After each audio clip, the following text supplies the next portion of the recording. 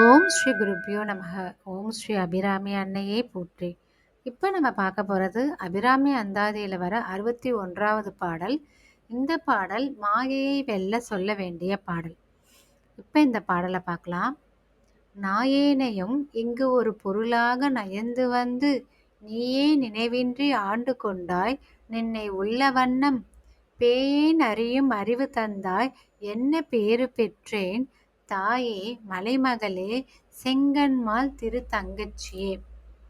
அபிராமப்பட்டர் என்ன சொல்றாங்கன்னா, என் தலை மீது உனது திருப்பாதம் வைத்து என்னை நீ ஆண்டு கொண்டாய். இந்த நாயேனையும் ஒரு பொருளாக அல்லவா கருதி நீ அருள் புரிந்து விட்டாய். உலகம் முழுக்க ஆளும் ராணி அல்லவா நீ. நீயே வந்து இந்த சிறியேனுக்கும் அருள் செய்ய முன் வந்தாயே. அந்த அருளை என்ன என்று சொல்வேன். அதுவும் எப்படி நீ செய்திருக்கிறாய்.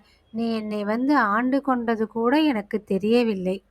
அப்படி எனக்கு சற்றேனும் தெரியக்கூட இல்லாமல் என் நினைவுக்கும் தெரியாமல் அல்லவா நீ எனக்கு அருள் செய்திருக்கிறாய்.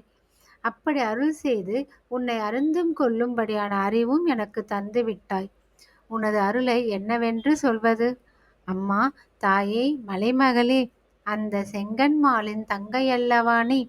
அதனால்தான் அவன் மாயம் செய்வது போலவே யாரும் அறியாமல், ஏன் எனக்கே தெரியாமல் எனக்கு அருள் செய்திருக்கிறாய் என்று பேசுகிறார் பட்டர்.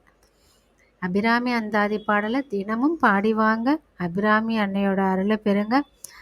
அபிராமி பட்டரை ஆட்கொண்ட மாதிரி அன்னையும் உங்களையும் ஆட்கொள்வாங்க, உங்களுக்கும் அருள் புரிவாங்க. ஓம் ஸ்ரீ அபிராமி அன்னையே போற்றி.